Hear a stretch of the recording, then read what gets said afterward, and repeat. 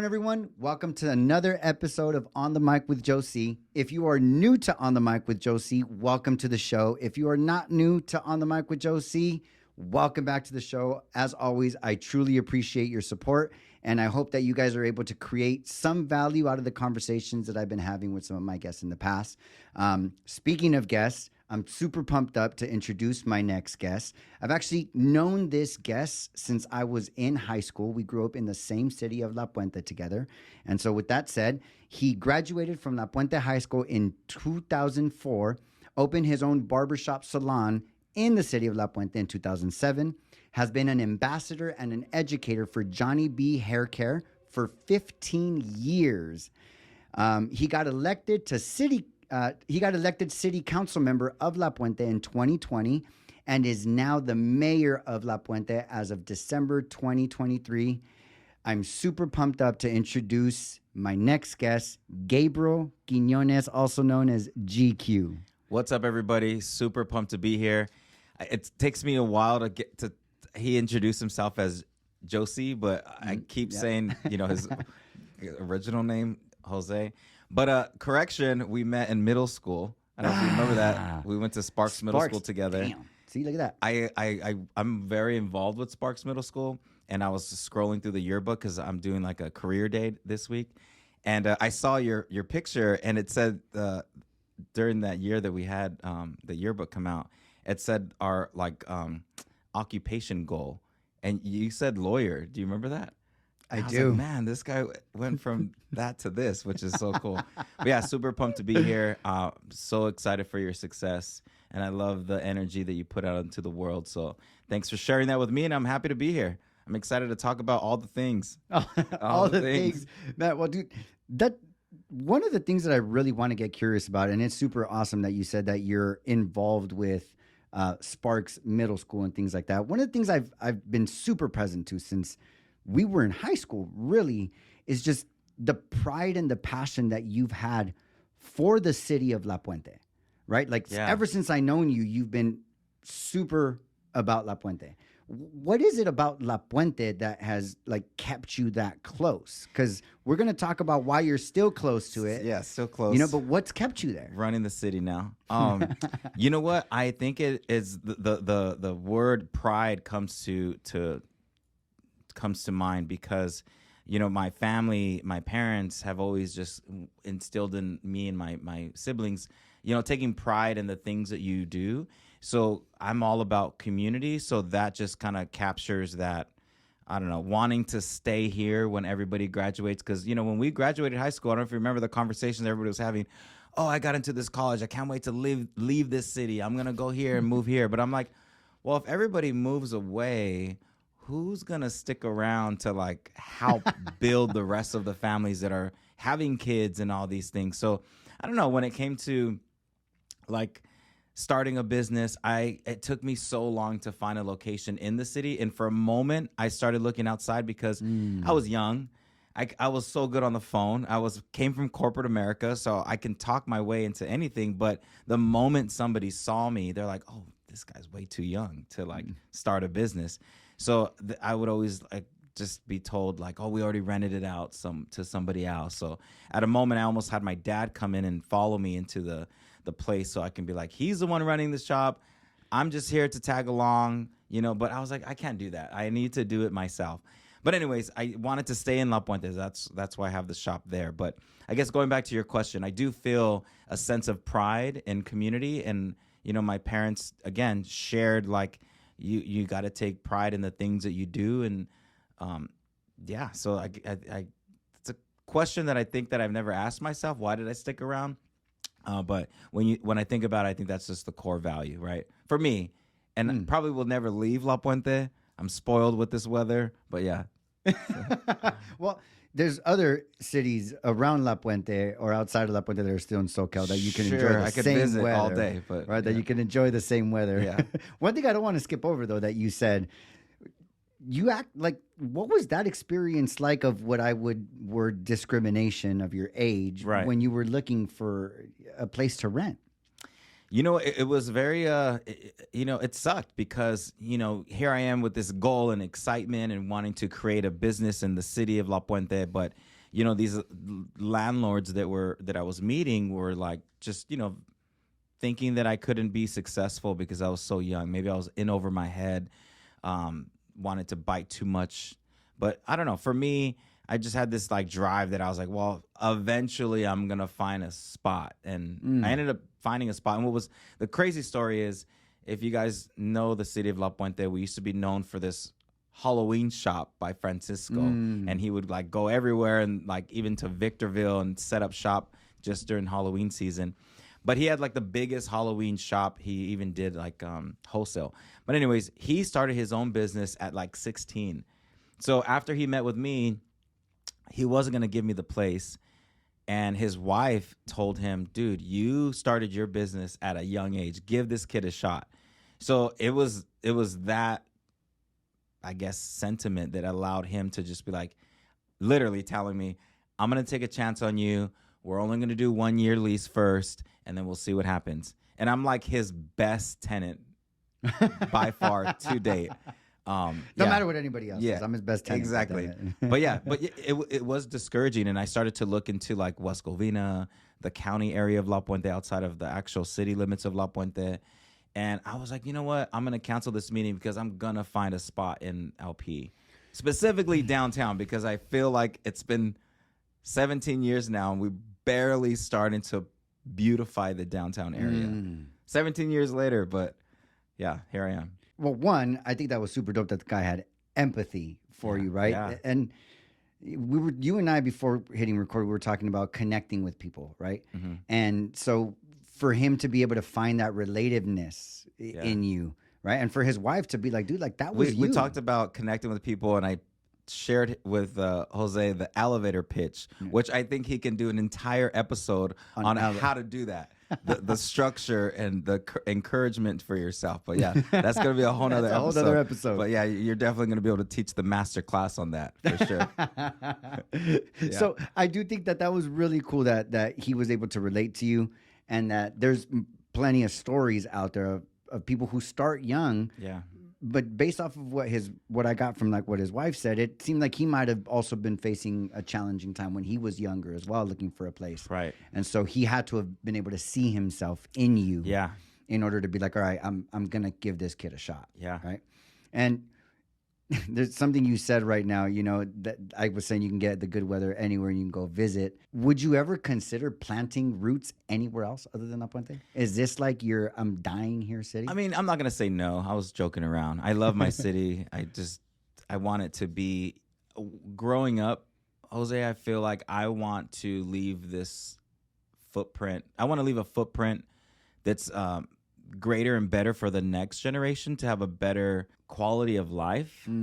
I don't have kids yet, but I imagine all the things in the spaces that I take up, and the conversations that I have to move the work forward, whether it's anything that I'm working on. I think about the youth factor and how much are we doing for that youth. So for me, I'm not done yet. Yeah, in the city of La Puente, but I do love traveling. I do love that, but I considered living in Arizona for a while. I love the heat. I got to travel like twice a month for almost a year to Arizona. Wow. So I think I kind of gathered what I needed in that, but I probably now will never settle roots. Who knows? Yeah. Maybe in a few years we're back on a podcast and I'm like, hey, guess what? Bought a house in Arizona, Phoenix. But no, I love to travel. But to answer the question today, I don't think I have any ideas to go anywhere else. Yeah, my partner wants to buy a home in Texas because we've been going there quite often now. So we'll see if that even happens. But for now, my mindset isn't like moving out anytime soon. For now, you're there to stay. For now. Yeah, for now there is no future plans of going out of the city. I'm gonna be leaving here today. Be like, man, should I move somewhere else? But if you don't live in the city that you represent, you can't be that leader. So for now, if I move, I can no longer be a part of local government. There's something that I was thinking about, like doing this episode with you, right? Like this podcast, and I'm just like I was pondering, like what is it that I'd like to get curious with, with Gabriel. And one of the things that came up for me is ever since I've known you, you've always been a very like happy, positive, like optimistic. And then even now, like with the story that you're telling me about, like renting out your spot and you were, having a challenging time because of your age and you couldn't find a place. And even with all of that, I've always known you to be someone who takes action, somebody who just goes for what they want. Right. And so whether that's how it is or not, I really want to acknowledge you for being that Thank you. way Yeah, and me that. seeing that.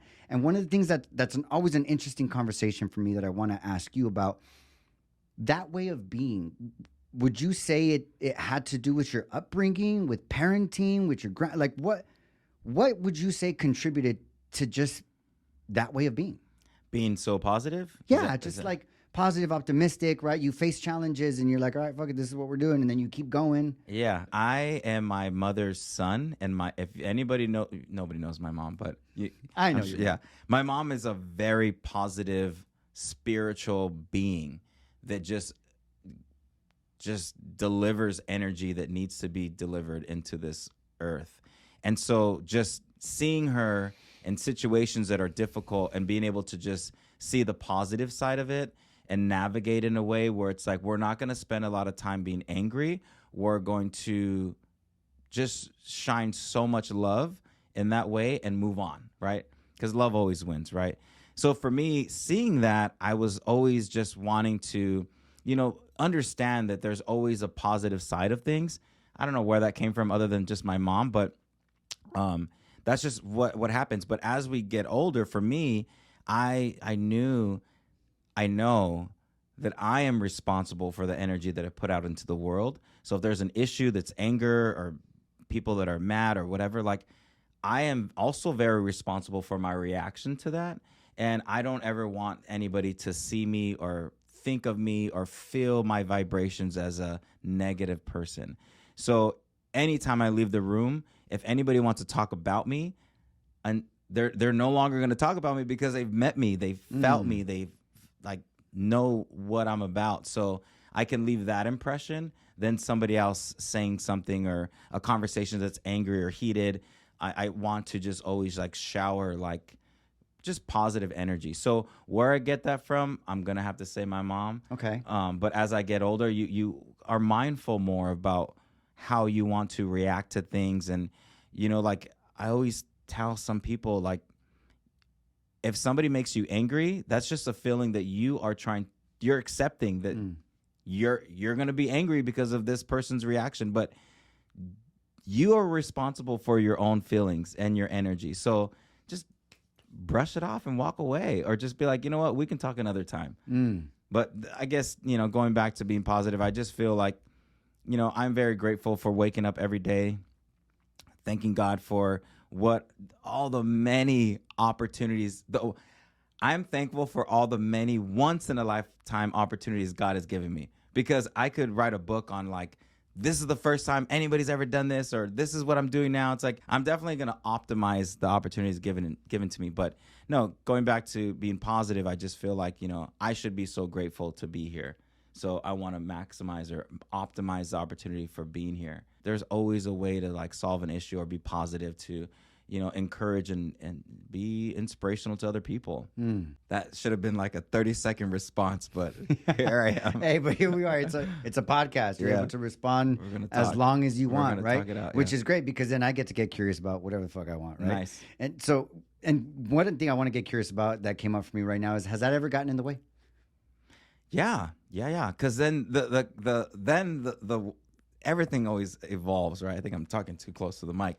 No, but you're good. Then sometimes I think, am I being too naive?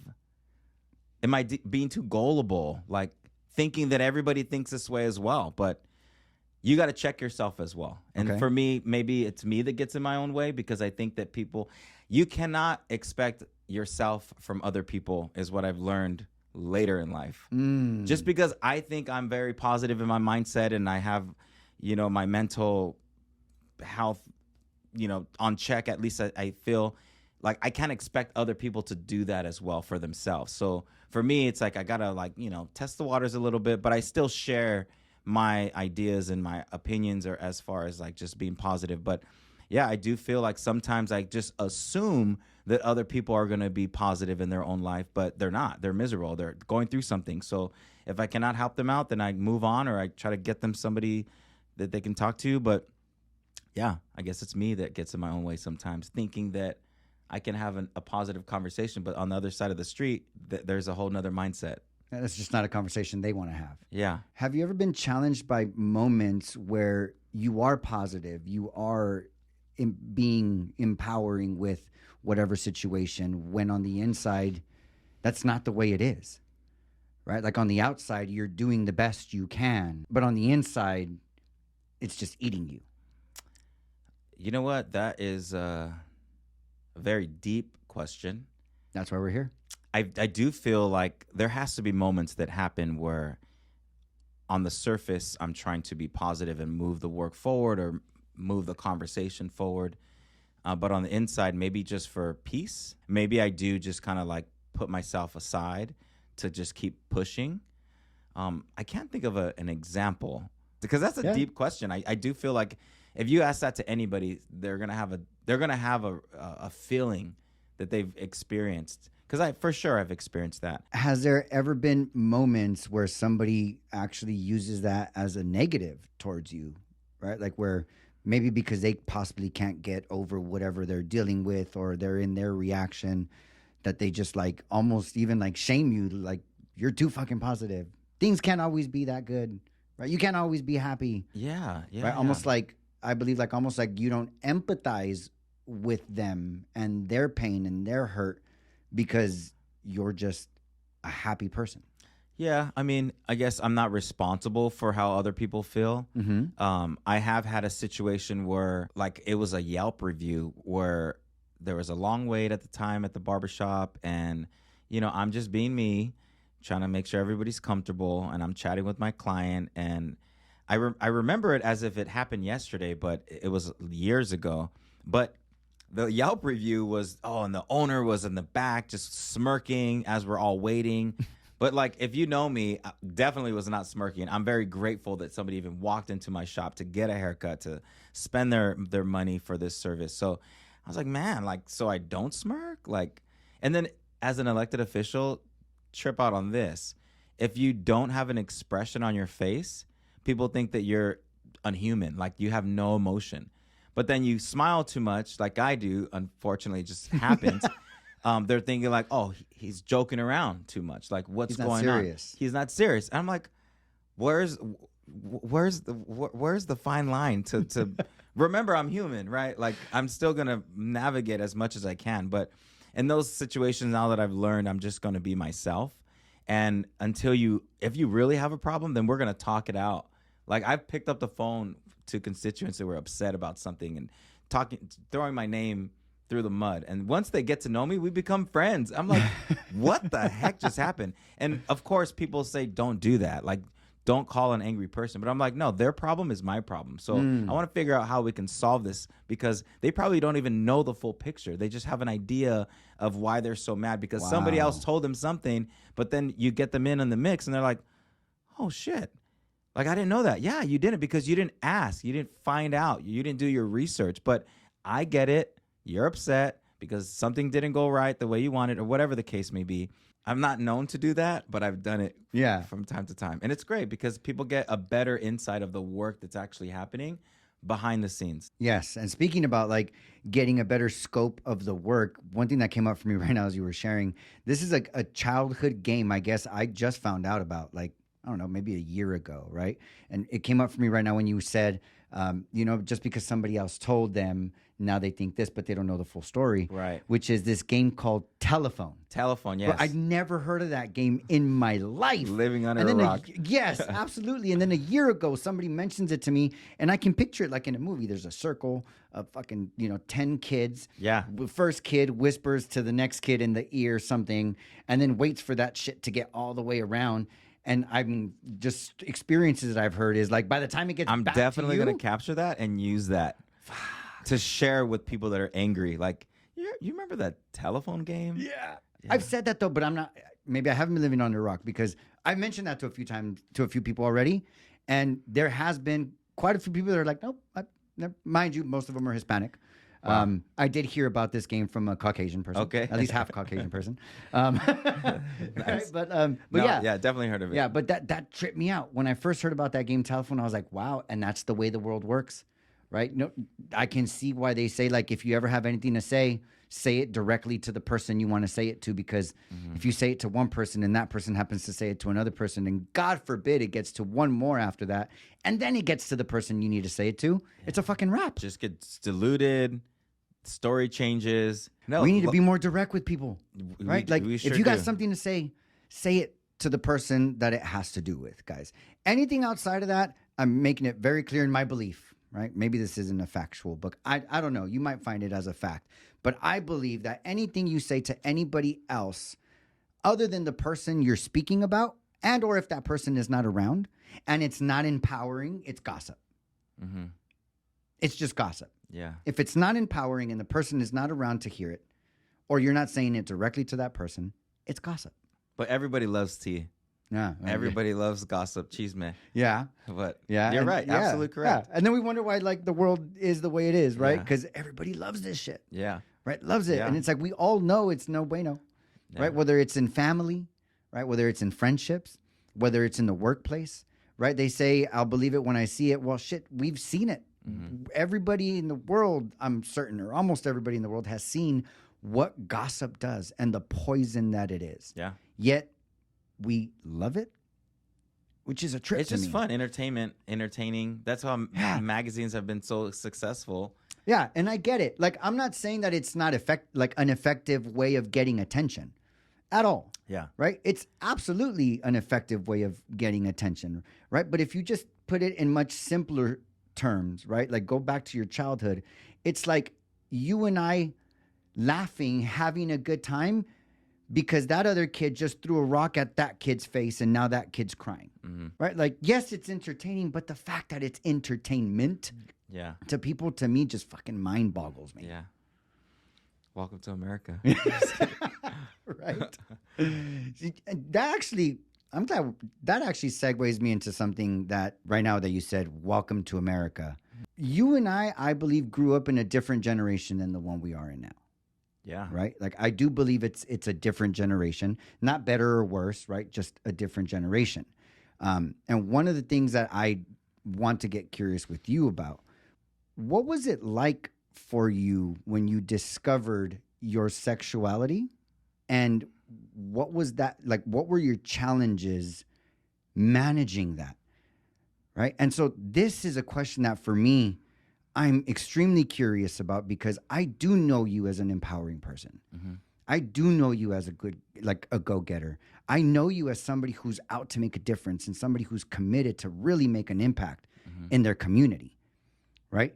And I mean, at least for me, from the outside looking in our generation, I can only think of a few adversities that are as big as the adversity of managing your sexuality in that generation. Mm-hmm. What was that like? Crazy. So I grew up in, if you don't know La Puente, it's a Latin-based community. I'd say so. Right? Very Catholic driven. I think for me, I don't know. I don't consider myself a label. Not that I'm trying to do all this stuff with languages, but I never considered myself like gay, because growing up, I was very attracted to women. I mean, you saw me with girlfriends and stuff. Maybe it's because that's just what I knew and I saw my older brothers do.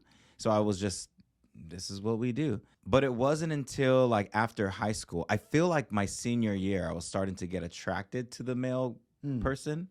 But I thought that I just wanted to be fit, right? Like I wanted to have this like masculine body. I don't know. Definitely wasn't the case. I was just becoming attracted to the male body. Yeah. So as I got older, I started to, as you get older, you realize there's life much more than high school. So you start to experience all these things in college and stuff like that. I guess my experience is weird, right? I've never like officially came out. Only, I guess I did.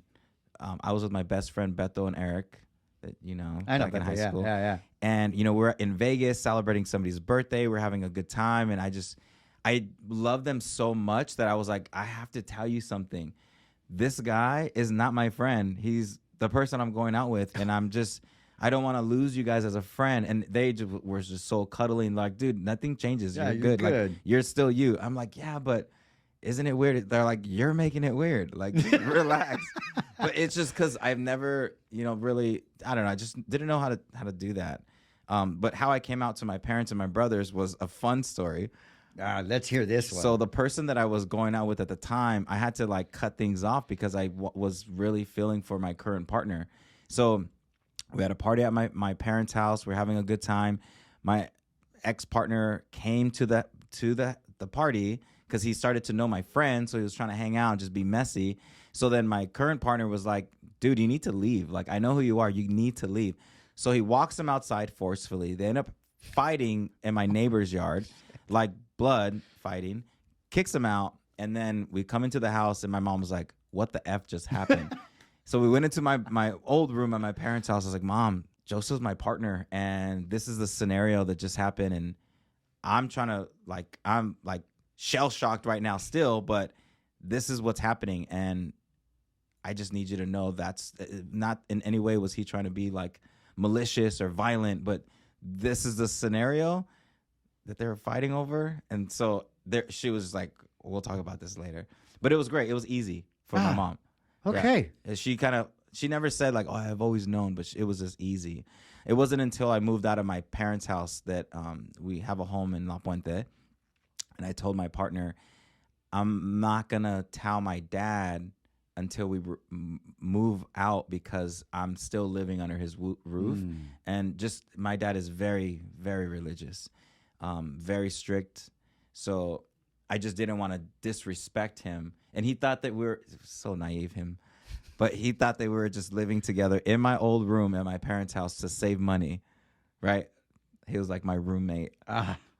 Okay. Flew over his head.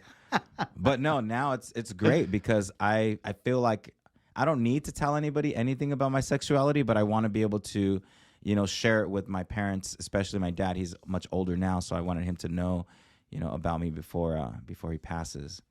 Not that he's sick or anything. But, Okay. I was like, wait a minute. But he's just much older now, Yeah. So I want to make sure that, I can still enjoy these last years with him, my parents, and my partner, just doing the day-to-day stuff. We spend a lot of time together. I spend a lot of time with my parents because, again, they're much older, but I want them to enjoy, doing things. And they're both retired. So I'm like, get up, let's go. We're doing something. So it's really cool to be able to do that with my partner. That's fucking dope, right? Like, I guess you could say Nobody's ever asked me that. Yeah, really? Yeah. Now it's recorded, videoed. Yeah. Yeah. Nice. Yeah. Way to go. Let me get a drink of water. Yeah. Way to go, Gabriel. Way to introduce that conversation. Yeah. So what I get from what you're saying though is like it's not that it was easy in any way, but it also wasn't very difficult, right? And it's possible that because it happened at a later age rather than at a younger age, that might have had a little bit to do with just the ease of it. Yeah. Right. And then you're an adult, right? You're able to communicate a little bit better. They're able to see you as more of an adult and like, okay, if this is a decision you're making, then like, all right, you're an adult now. And you mentioned about like, how do you manage it? Right. And I feel like for me, like I don't even know if this is even happening, but I don't want to be labeled as anything like other than just GQ me, myself. But it is difficult in situations that I have to recognize what's actually happening in the moment and either pivot, walk through it, or figure it out. But like, for instance, running for council, there was a person on the ballot that was, canvassing and knocking on doors, and they didn't realize that the conversations that they were having were with my clients, people that I know that are close to my family. And they were trying to tarnish my name, saying, oh, because of his sexuality, you think he's going to be able to run a city? And at that moment, I was like, all right, we're not just running. We're going to take this guy's seat. Like, that's what we're going to do. It's unfortunate because, it's probably going to be brought up quite often. And if that's what we're going to talk about, we'll talk about it. We could talk about all the things if you want. But what's the point? I'm not talking about your sexuality. Nobody gives a shit. Yeah. We just keep the work going. But yeah, it's just I remember those feelings when I'm doing the work for the youth, because for the first time ever, in the city of La Puente, we partnered with the San Gabriel Valley LGBTQ plus center, where they're literally extending their reach of services to our city, which we don't have any of that. So people, Jose, I've literally had 3 kids I referred because they got kicked out of their house because they came out to their parents and they have nowhere to go. So I know people don't give a shit about, the gay and trans community, but when you have your own like person down the street that lives around the block needing help, like what do you do? Like how can we build a structure to support that particular population? So I think about those kids, and La Puente High School has a GSA club. It's a Gender Sexuality Alliance, where it's pretty much an LGBTQ plus club that they support each other and they talk things through. So we've never had that, right? So I was like, man, there's very progressive. But yeah, so just doing the things like my shop, right? My shop is a safe space. People, there's no judgment.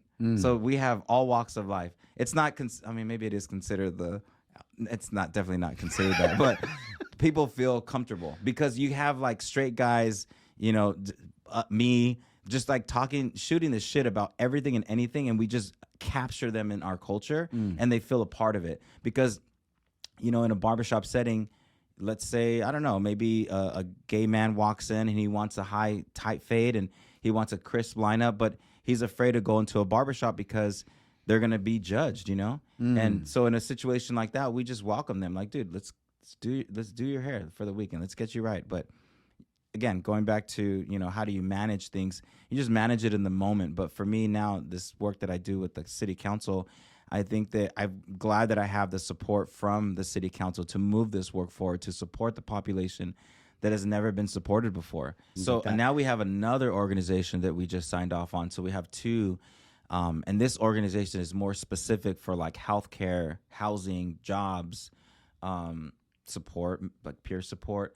But like somebody that literally is homeless, they can get them a job, housing, and all that, which is crazy. In the city of La Puente. And this is actually not just for the LGBTQ plus community. It's for like any youth. But they gear towards that population because there's such a neglect for support.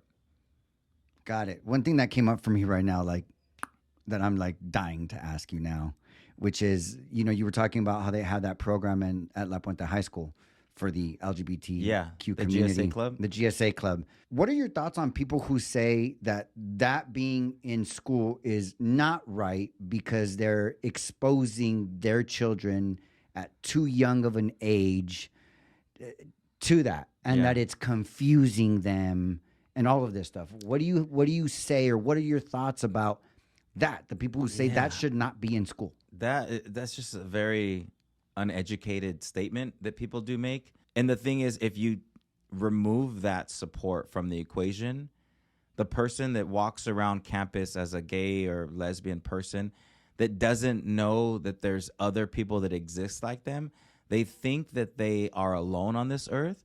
And that's the biggest reason why these young kids commit suicide, because they think that they're alone. But if you find your people, you get to embrace yourself, reconnect with yourself, but start to understand your own identity. And it's not that I don't think, I haven't seen it, but on this campus, I don't see this club shoving anything in anybody's faces. It's all about, we're here if you need us. And what's so crazy, Jose, is that school, I was principal for the day 2 weeks ago, and it was a very surreal moment. And I got to like talk to so many faculty and students and teachers, and knowing the curriculum of what's going on. The amount of services and programs that this school has can shit over so many other high schools in our area. Like La Puente High School. La Puente High School. So from like being able to do stuff in an occupation like mechanics, they brought that in. Just so many different trades that you can learn. But then the fact that the academics is getting better, and just support. La Puente High School is the only high school in West Covina, Roland, Bassett, and Hacienda Heights district that has a county mental health department staff on campus full time. Think about that post-pandemic and all these students coming back to school, stress the hell out, anxiety, and the fact that we have like a direct resource that they don't even need healthcare. They can just utilize the school, which is beyond me. They call it a dream center. It's pretty much an amazing youth support group, and it gets packed when they put on events. Kids come in. From what I've been told, kids aren't even on their phone. They're just so engaged in the situation and discussion that's happening. Like, imagine that. Like, so crazy. I mean, yeah, it's amazing. But anyways, the high school the principal is doing an amazing job. Wow. Just so you dude. know, our alumni is doing their thing. Dude, this is a trip to me, right? Yeah. Because like I grew up thinking La Puente High School is just La Puente High School. We have right? this stigma, right? Yeah, there's definitely a stigma with La Puente and La Puente High School. Trip out on this. So I think in any sports program, parents want their kids to go to the more prestigious schools to play sports, right? So if we kept our talent within our own city, the city of La Puente, like, sports programs would be amazing. Because we have a lot of athletes that come out of LP. We do. A lot. But what happens is parents want their kids, they want better for their kids. And I get that. But what would be so awesome is if the district made it a mandate where if you lived in this area, I mean, I know there's always ways around it. There's always you can ways. change And your they do. address. Dude, nowadays there's people who I've heard this shit before and I'm like, how the fuck is that allowed? Like, you're able to drop your kid a grade. Right? Oh, like, I didn't know about that. Yeah, like there's I've heard to get sports bigger parents, before they get into like they were supposed to be a sophomore or a junior in high school, but they got held back.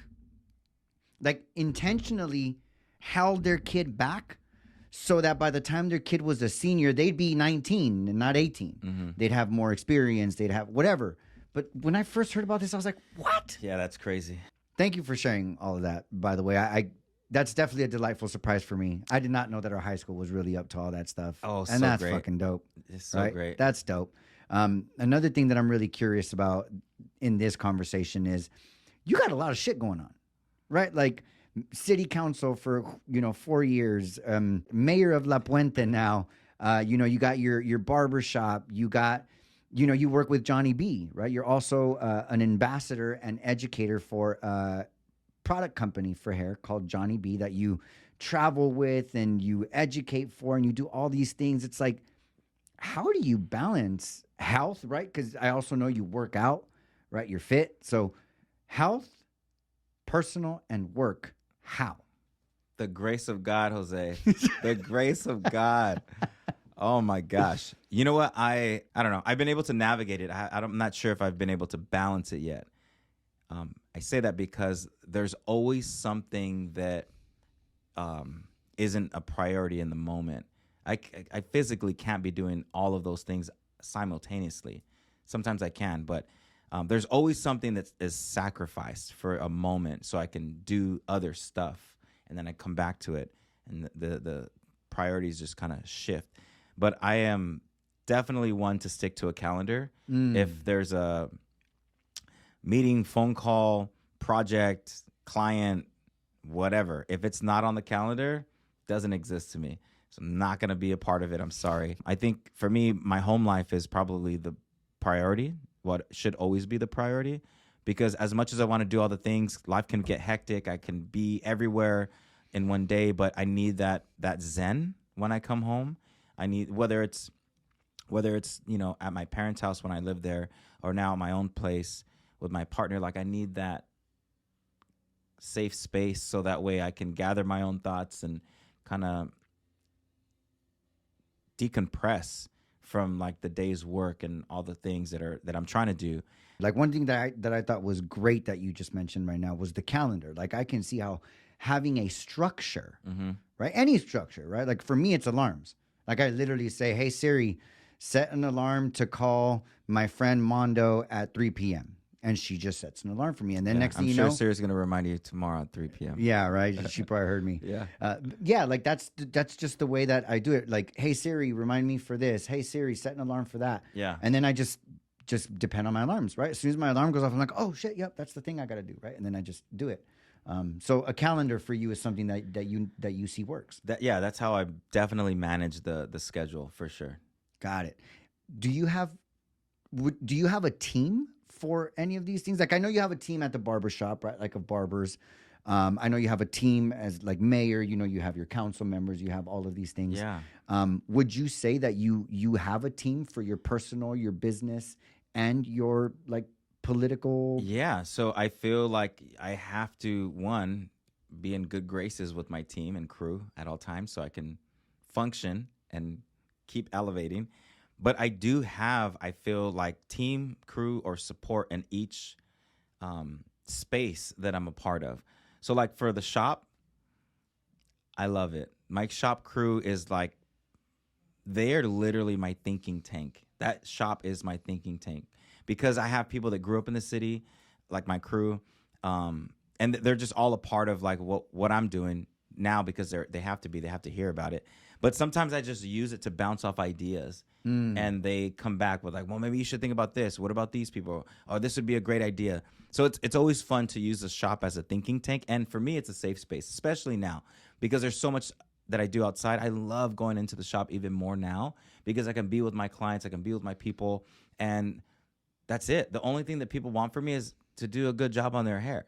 Whereas outside of the shop, it's completely different. And mind you, I'm very accessible because people literally will walk into the shop and ask me questions about the city. Like, hey, do you have a minute? Like that accessible, right? The headline is Barber turns mayor for the city of La Puente, right? Like, boom. Everybody wants to be like, hey, I know where you're at, Yep. which is fine. For Johnny B Hair Care, we have developed an amazing team. We have a brand manager, project manager. We have a social media team. So when it comes to like creating something or I'm going out on the road, like I have somebody that creates the itinerary, books everything. So I just show up. So that makes a huge difference because I don't have to do any of the footwork. I'm just like, which is now it's so cool. I've become like the talent. So I get to like go and just do it. Whereas before I had to like, be a part of the behind the scenes. I still love that part though. And then for the city, we have an entire city staff. I do rely on the city council because although I'm the mayor, I don't like to really make decisions unless I tap somebody on the shoulder. Like, hey, this is what I'm thinking. So there's this law called the Brown Act where you can't have 3 council members having a discussion about policy or making changes because then it's like the 3 of them are in cahoots. So I can never really talk about changes or policy with more than another person. So anytime I'm making a decision, I usually like to tap one of the council members or just have an idea. I want to tap somebody like, hey, what do you think? And then after that, I work with staff. All right, let's strategize. Let's figure this out. Let's bring it to council so we all can discuss it together. But here we are. But beyond that, the staff is what really helps make me look real good, like real good because they do the research, the work. They pull out data, like and then we talk it through. I'm sure you know me, but I'm a very hands-on worker. So when I first got onto city council, I immediately talked to all the department directors to find out what they were working on, what their priorities were, and how I can contribute, because I just wanted to understand the different departments. And then, moving forward, if I was a part of a project or committee, I was in the meetings, very aware of what's going on. So if anybody had a question, I could literally answer it instead of having to call staff and be like, hey, I have a constituent asking about something. Can you help me out? Like I'm very like work driven. So which leads me to say this. When I took on the position as mayor, the prior mayor had already given me a lot of boards to be on and committees to be on. And I was already heading a lot of projects. So I was already aware of what was happening. So the transition was so convenient and comfortable. And for a moment, I think I had that imposter syndrome where you don't think that you should be in that place. But I quickly just removed that out of my head. I was like, no, everything that I've been doing so far now is going to transition me into what we're going to do. And we're just going to do it even better and faster because government works really slow. And for me, being at the steering wheel, we can just like all gas, no brake. I mean, of course, we're going to like look at the stop signs and red lights, but we want to make sure for me, I want to make sure that nobody's waiting on me to push the work through. Like if we have an idea, we're going to make it happen. Because here's a little side note, and what I've learned quickly is government works slow because somebody may have an amazing idea, but there's no staff to back it. There's no follow through. So I've seen it on my own council. There's a great idea that somebody had. I'm not the one working on it, but it never got pushed through. There was never a follow up. Somebody just expected somebody else to take on the wand and make it happen. But you got to follow everything through. There's so many great ideas that I think our own county has been wanting to do, but there hasn't been support or work put into making it happen. And everything takes work. And for it to be quality, it needs a lot of detail. So for me, I, again, don't want anybody waiting on me. So I want to make sure I can push things through. Oh, dude, that's awesome. It seems like we have a good mayor in the city of La Puente for sure. Hope so, yeah. And that's interesting that you say that. And I really can see the impact of having somebody like you in the way that you like to move things quickly. Because that's not the first time I've heard that, right? Like that things in government move slow. Yeah. Right. And so for you to actually take the actions to be in a position where you can make a difference in the quickness of how it moves, right? And how things happen for the city. Yeah. I'm excited as fuck, right? Like I'm excited for this and everything that you're up to right now. Cause for years I've had it in my, like it's been a thought for me where I'm like, when is this little downtown gonna like really flourish, right? Like it's got so much potential, right? They got those little night markets on Friday. There's so much pushback on doing that because what are people saying? Gentrification. You're going to push people out. No, my response to that is La Puente residents and community deserve good things, quality things. Like we're not trying to push anybody out. We got backlash because of the Star Theater, right? So back in the day, there was a Star Theater that was built like in the 50s, and it just got converted into something that we're not going to talk about. But then it got left alone. And there's asbestos. So to remodel that would have cost way too much money. We had a developer from like Hacienda Heights come in, gutted everything, tore it down, and built apartments. I think there's 22 units. So I went to, before city council, I was just a business owner. And I went to that council meeting because people were upset that the city was getting rid of the Star Theater. So I was like, which was a porn theater, by the way. I'm just going to say that directly to everyone listening. But yeah, years ago for a little bit. But that's why nobody went there. But yeah, so we had so many residents. This is a historical monument. Like, we can't get rid of it. So I stepped up and I'm like, I get to travel to other cities and we deserve better. I was like, if we were to I'm agreeing on putting an apartment complex in downtown, what do you think that's going to do? It's gonna attract investors to want to develop, or anybody off the street like myself wanting to create my business that I have a dream of and putting it into the downtown area. Because why? People that live in downtown need to shop in downtown. They need to eat in downtown because they're not going to drive somewhere if they can just go down the street to go get something. Absolutely. So development is where it's at. So we have that, and then there is another development happening across the street from City Hall on a Main Street, which is going to be like, I think 2 stories of apartments, and then the bottom is commercial, which is going to really start attracting a lot of people because now we have a brewery coming in downtown. Yep. We just have a new coffee shop that came in. Like, it's a very charming downtown area if we want it to be. But we get a lot of pushback on the stuff that we want to do. Like from the people the residents that attend the city council meetings? Is that what people will just come in and say like, oh, you're pushing us out? Like the Star Theater, nobody got pushed out. We're bringing people in. And what's really cool is we have 3 clients that are professionals now that live there, right? So it's our own people that are living there. Wow. Dude, that's awesome. You got to let me know when these city council meetings are, because at the moment I'm currently living in La Puente, so nice. I get to, right? My ID says La Puente on it, La right? Puente. This is what I want. Yeah. Right, so dude, hit me up. I'd nice. be super, because dude, I would love to see that downtown flourish. Yeah, right. I go for those little Friday night markets every now and then with my mom and my kids. They love going to that thing. Right, my mom likes to call it a farmer's market. I'm like, Mom, there's no farmers there. There's no fruit. Mom, there's no fruit. You're not there's buying no any vegetables, groceries, right? Like, you're not. No, it's a street fair. It's the total opposite. It's a street fair, right? Like, it's a junk market. I like to call it, but I love it. I eat all the junk myself, by the way. So, but dude, like, I love going to that little thing. I love seeing how many people are there. There's a fucking band playing. They got live music. Yeah, live music. It's great to just get people out to just kind of get out in the open and be a part of a community. Yeah, I love it too. Dude, that's fucking awesome. You mentioned your mom, right? And how she's like this big human being, right? And I've remember your mom at the football game. She was all dressed up, and I know that your family, like the Quiñones family, not just your mom, at least for me, right? Whether it is this way or not, for me, that's was my experience. That the Quiñones family was like almost like I say, like a prominent family in there.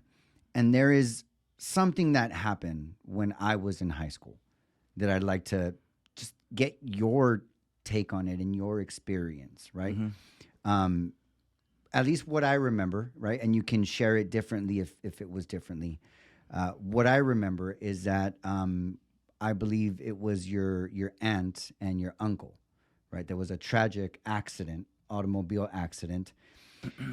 And I don't know if I've ever said this out loud. Actually, no, I'm lying. I just said it out loud to Jasmine, right? Because it was something that was really in my space. But she was definitely the first person I've ever shared what I'm about to share with you. When that tragedy, I'm going to call it a tragedy, happened, right? With your family. I'm going to put it like that.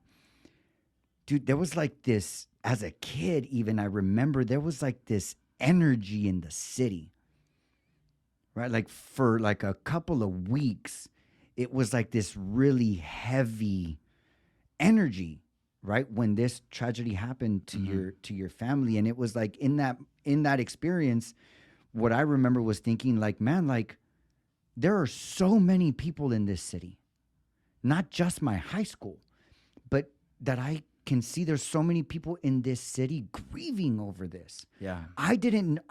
I knew you, right? I knew a couple of your cousins as like, what's up? How's it going? I never went out with them. I never hung out with them like that, right?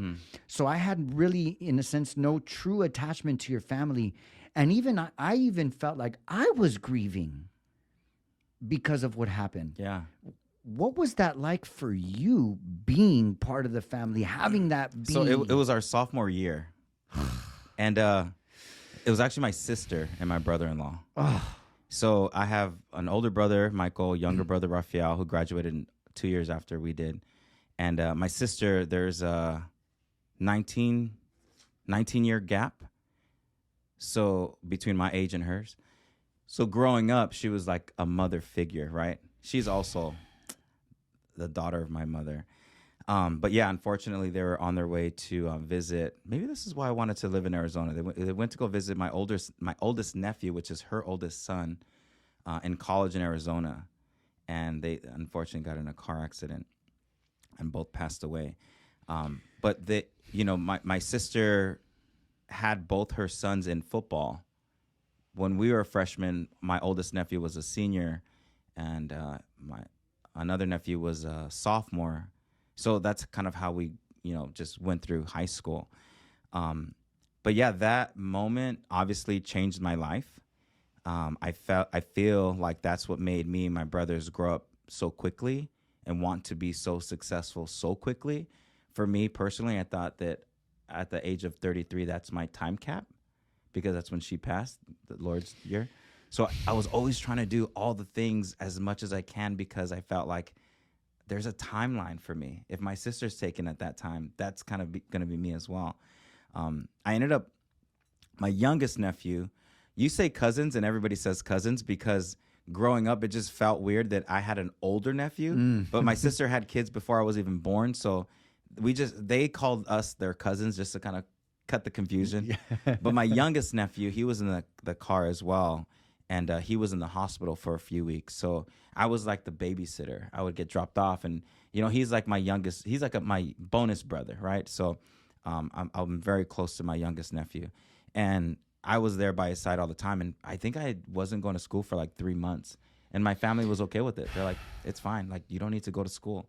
But my sister would be the one to make sure that we would never miss school. We were good on grades. She was one who made me run for freshman class president. Did you ever think that I would become in the political arena? Like, even I never thought that. But some people are like, oh, I could always see that in you. I could have, like, yes. What? Like, I could have. Then why didn't you tell me in high school? Like, well, I don't think I'd seen it then. So I definitely started seeing it, like just seeing your journey, right? Like if you would have asked me 5 years ago, I mean, even 10 years ago, if you would have asked me, like, hey, do you think he would be like a political figure in this city? I'd be like, fuck yeah. Nice. Absolutely. Thanks for the support. But yeah, going back to that time, I this one time I ditched school, right? I was just home doing nothing. And my sister calls the house that I'm at, and she's like, Gabriel? And I heard her voice, and I was like, shit. She's like, get ready for school. I'm picking you up. She was a paralegal in L.A. She was in my house, at the house in like 5 minutes, it felt. She picked me up, took me to school. She's like, you're not missing school. So it was such a crazy, like, dynamic that we had with my sister. She was like a mother figure. So after those 3 months, kind of was grieving and stuff. I was like, I'm not going to not finish my sophomore year. Like, I got to get back in school. I got to be better for everybody. And I think that's when me and my brothers just like picked up and just really started to just, I don't even know if this is going into the same topic, but always had that remembering that we are in the public and whatever we do reflects our parents. So we want to make sure that we're the best that we can be. So moving in all these things that we're at, it was always like, man, your kids are so well behaved and all this stuff. But we were badass kids as kids. Like my older cousins would babysit us and we would just be, it was a shit show. Like nobody wanted to babysit us as kids. But after that moment, we just grew up and we just kept on moving. And it's crazy, Jose, because last week was the week that I decided to do something for myself. Especially now in my life, I get to be a part of all these highs, right? There's so much that goes on. And I just miss my sister so much that I want to be a part of, I want her to be a part of it. I know she's watching and stuff, but I get so excited and then the complete opposite happens. I just break down because I can't share that with her. So what I've been doing now is when I get so excited or I'm frustrated or there's something happening and, that I want to share that I wish she could be here, I kind of just like talk out loud as if she's there because I want her to meet the moment. So when I do ever feel like I'm going to cave and go crazy, it's almost like she's always been there. So it's not like, boom, she's all of a sudden I have her in my memory and I'm emotional about it. It's more so where it's like she's carrying me through like so much. And yeah, it's freaking all these years later, it didn't get to that point because I haven't had so much going on in my life. And this is the year of doing all of the things apparently. So I just feel like now, anybody that loses somebody, you never get over it. You just learn how to deal with it. And so for me, like, she's such a huge part of my life and she always will be. So, I feel like, yeah, I told myself last week, like, dude, like you can't keep doing this. Like there's one time in church, I left church because I was just remembering the song that was played during her funeral. And it was like, that was like months ago. And then here I am, like, I got to walk out and get some air because I just can't, I don't want to be crying in front of everybody. But yeah, so I always try to like have conversations, like just so that way we're smiling together. So when I have these moments where I want to share with her, she's just there. And what do you feel her there? I do. There's this weird thing that you kind of, anybody who's ever lost somebody, you remember their fragrance. And in a lot of the difficult situations that you're in, there's a gust of wind that you smell that fragrance and it just reminds you that you're in the right place. So I do feel her a lot. There's not a day that I think has gone by that I don't think about her or talk to her. Thanks for bringing that up, man. I mean, it's crazy how sometimes you just got to like say things through. I thought I was going to cry right now, but I was like, you know what? You almost had me crying right now. We're going to be all right. Yeah, I mean, it's a weird thing when you lose somebody, right? And that's crazy because of that experience is when somebody passes from somebody that I'm close with, whether it's a friend or my family, and somebody passes, you don't know how to talk to somebody. I think nobody knows the right way to be like, hey, how can I help you out? Nobody's going to tell you. They're not, what do you need? Nobody's going to tell you what they need. So one, you show up with food. You just show up with food. And if you got to stand in the back of the room, your friend, your family member is going to feel you there. And you just got to show up. And it's a hard thing to do as a person, but for me, I do that now. And I mean, nobody wants to brag about stuff like that because I've never shared that stuff online, but it's a hard moment that I've lived through that I'm trying to help somebody just kind of navigate through. So those are the two pieces of advice. Show up and bring food, because, you know, we had a death in the community just recently. One of my barbers who manages a shop, huge name in the city, the family name, Silva, his niece passed away in a car accident. And it was so hard to hear, because the family's still mourning. We just opened up the amphitheater, and the grandpa was like, "You think we can use it as a candlelight visual?" I was like, "We're going to figure it out." Yeah. They had over 300 people show up at the park. It was a beautiful thing. But, you know, rest in peace, Samantha. But, I mean, she was just an amazing, talented person. But, you know, when I heard what happened, the next morning I was like, I'm going to Pepe's. We're going to pick up a bunch of tacos and burritos and freaking taquitos, and we're just going to bring it. And sure enough, I show up and everybody's hungry, because when somebody passes away, that's the last thing you think about, which is really weird, right? Because we, as humans, we need to eat.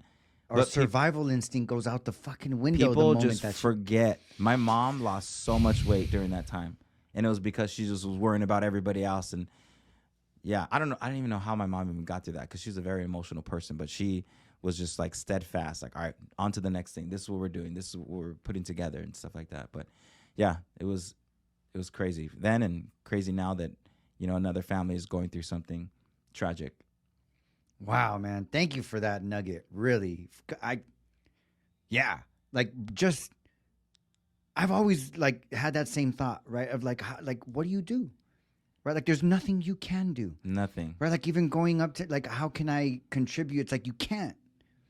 You can't, right? At least that's like the mentality I've always had. Like, how do you contribute to a human being that's going through that, other than just giving them space to go through it? Yeah. Right? And, you know, sometimes it's very rare that you'll have a friend tell you, or a family member tell you, like, I need space.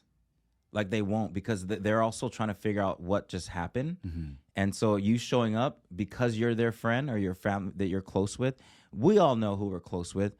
So when you show up, it's almost like they can breathe, and they allow themselves to cry, or not have to put up a front, or maybe they are going through it, but at least it calms them down. Like, there's always that energy that connects when you're with somebody that you're very close to, especially if you love a friend or family member that's going through something.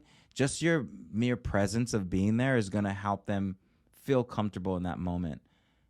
Because honestly, being alone is not the best thing when you have somebody pass away, because your mind goes crazy and you get even more sad. But if you have somebody just to talk to, go on a walk with, eat something, watch TV, whatever, like, you're going to know what to do in the moment.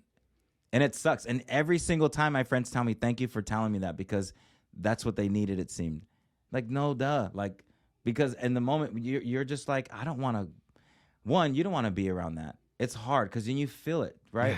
Yeah. You feel the tense, the heartache, and you feel all of that. But if you just take yourself out of that moment and realize that you're there for that person, you will show up in the way that you need to, right? My mantra, Jose, is trust yourself, right? I always say that if I'm going in a situation where I just don't know how to talk, react, respond, I don't know all the information, but I know enough to get through whatever it is I'm about to get through. So I always like tell myself, just trust yourself. You're going to be fine. But I think that's how it is. Yeah. Dude, that was dope. And show up with food. And show up with food. Really? Like, I think showing up with food in any scenario. In any scenario. 100% really, a good idea. Like, really. But, dude, you just fucking blew my mind with that. Like, I can absolutely see how that can be a huge contribution, for however silly or simple it sounds, right? Like, just be there and bring food. Like, bring food. Yeah. You ask somebody that just went through a passing, like, when was the last time you ate? They're probably going to say they don't remember. Yeah. And that's a real that's thing. just not something you're thinking about. And for us, we're like, what are you talking about? Yeah. What do you mean you don't remember? That's insane, man. Gabriel, thank you so much for being on the show, man. This was fucking awesome for me. One of the things that I like to share with people is that this podcast really is for me and the person that's sitting in front of me, right? If anybody listening happens to create any value or happens to hear something that maybe gets them going or just helps to articulate something they may be thinking, like, fucking awesome. Yeah. That's great. and that's extra. And extra, yeah. Right? Like, and that's extra. Yeah. Right? For me, it's like if I can get one single human being that's listening to this, just one, to get anything, right? Even if it's just like the tip of like, oh, wow, I never thought about just bringing food, right? Like, even if one single human being just takes that and then uses it, and then it has an impact with the person they're doing it with and for themselves, I've won. Nice. Like yeah. that, it's a win, Yeah. right? So in reality, this is why I do this, right? Because I get to learn so much, even just about people that I've known for a long time, Mm-hmm. right? That now I get to rediscover, like you, since high school. Yeah. And so I say thank you not so much for being on the show, but I say thank you for allowing me to have the opportunity to connect with you as a human being. Yeah. And really just create as much value as I possibly can for myself moving forward. Nice. Right? Well, And thank you so much for having me, and thanks for creating this space that I feel comfortable talking to you about certain things. And, you know, leading up to today, I was talking to my crew like, hey, this is what's going to happen. I'm going to meet up with a friend, and, you know, he has this podcast that's going to definitely take off. And I was like, I just don't know what we're going to talk about. And they're like, well, you got to be raw. You got to just share all the things. I'm like, but does everybody want to hear all that stuff? They're like, that's what everybody loves to hear. Yes. Going back to Cheese Man. But no, but seriously, I do feel, I've always felt, you know, comfortable around you. And I just love that, you know, I was able to just open up and share. And, you know, thank you for being so kind, receiving, you know, what I was sharing. Yeah. And thank you for being so kind and showing up. I know that there was a couple of times where you were like, maybe we should think this through a little bit. And I was like, nope, we're not canceling this. Yeah, you're coming. You're Over. coming. It's already still here. happening. We'll figure this out. Yeah. Nice. And so thank you for being on the show. For anybody that's listening, how can they reach you? Right? Like if they happen to get any value out of this episode and they want to reach out and maybe have questions, or just for whatever that they might want to reach out, is it email best, social media? I mean, if you could just let people know how they can communicate with you. Yeah. I mean, so I usually carry 3 different business cards, right? Okay. So depending on what the question is, whether it's city related, shop related, clientele wanting to be a part of the shop, or, you know, you're on the East Coast and you have a question about Johnny B Hair Care and the next latest and greatest things that we're doing. The best form of contact is probably text message. Definitely not going to give my phone number out. No. DM maybe. Yeah, maybe a DM. Probably won't see it, but I do have social media, which is on Instagram. I'm pretty active on. It's GQ from GQ Cuts. That's the handle. But if you do want to email me, you can email me at gq@gqcuts.com, gq@johnnybhaircare.com, or gquinones@lapuente.org. Those are the 3 things. But my last things to say is be kind to your barber. Show up to your appointments, right? But stay engaged in your community. There's so many ways that people can be a part of the community without having to be an elected official or a staff member. There's so many nonprofits that work with cities, and we work with a lot of nonprofits and so many different things that we do. But yeah, stay active and stay engaged, because you want to know what's going on and how you can contribute to what's going on in and around your cities. But yeah, that's it. Cool. So it's funny that you said what you said right now. Let me go to a little plug. Yeah. Yeah. No. It's funny what you said right now. Like I have 3 different business cards. I have this. We have this teammate named Tim at the barbershop, and it's funny. Like he'll sit people down on their chair, and he'll be like, "Hi, my name is Tim. And if you're not happy with your service, my name is John." And Nice. Yeah, but it's fucking Nice. hilarious. Oh, that's He great. goes, "My name is Tim. That's my story, and I'm sticking to it. Unless you're not satisfied with the service, my name is John, and I will be leaving tomorrow." Oh, nice. That's just That hilarious. is funny. Guys, thank you so much for tuning in. As always, I'd like to give a big shout out and a big thanks to our one and only sponsor that I'd like to say is not just supplementing this podcast, but is also supplementing my life, which is the Original Clip Joint Barbershop. We have 2 locations located in the San Gabriel Valley, one in the city of Covina off of Citrus and Cypress, one in the city of San Dimas that's located off of Arrow Highway in Eucla. We actually do have a couple of rooms for rent at the San Dimas location.